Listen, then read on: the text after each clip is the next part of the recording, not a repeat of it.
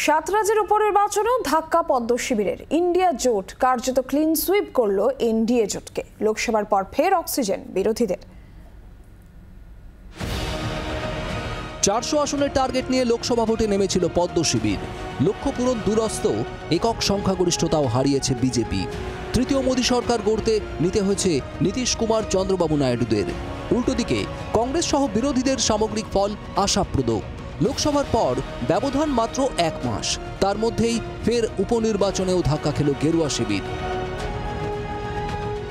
7 রাজ্য 13 কেন্দ্র, উপনির্বাচনে অধিকাংশ আসনেই জয় বিরোধীদের।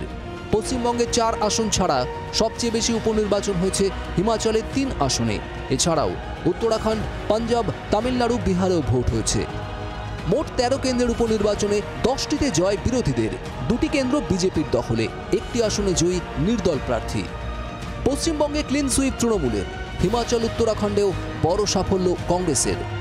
পশ্চিমবঙ্গে 4টি আসনেই জয়ী তৃণমূল, হিমাচলের 2 কেন্দ্রে জয়ী কংগ্রেস, হিমাচলে 1টি আসনে বিজেপির জয়, মধ্যপ্রদেশে 1টি আসনে জয়ী বিজেপি, উত্তরাখণ্ডের 2টি আসনেই জয়ী কংগ্রেস, পাঞ্জাবের জলন্ধর আসনে জয় আপের, তামিলনাড়ুর বিকারবান্দি কেন্দ্রে জিতল ডিএমকে।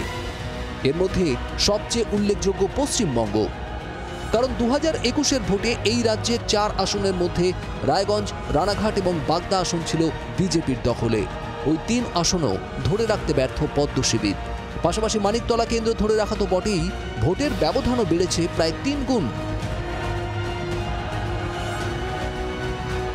উত্তরাখণ্ডে ক্ষমতায় বিজেপি, তবে বদ্রীনাথ আসন কংগ্রেসের দখলে ছিল। উপনির্বাচনে সেই আসন ধরে রেখেছে হাত শিবির। ব্যাঙ্গালোর আসন ছিল বিএসপির দখলে, এবার জয় পেয়েছে হাত শিবির। পাঞ্জাবের জলন্ধর আসন আপের দখলে। তামিলনাড়ুর বিকারাবান্দি কেন্দ্রে জয় পেয়েছে ডিএমকে প্রার্থী। উল্লেখযোগ্য, বিহারের রূপাউলি কেন্দ্রে জয় পেয়েছেন নির্দল প্রার্থী। উপনির্বাচনে সরকার পরিবর্তন হয় না, কিন্তু জনমতের প্রতিফলন কিছুটা হলেও পড়ে। লোকসভার পর উপনির্বাচনের এই ফল বিরোধী তথা ইন্ডিয়া জোটকে আরও অক্সিজেন দেবে বলেই মত রাজনৈতিক পর্যবেক্ষকদের। ব্যুরো রিপোর্ট, জি24 ঘন্টা। বাংলার আওয়াজ, বাঙালির আবেগ, জি24 ঘন্টা।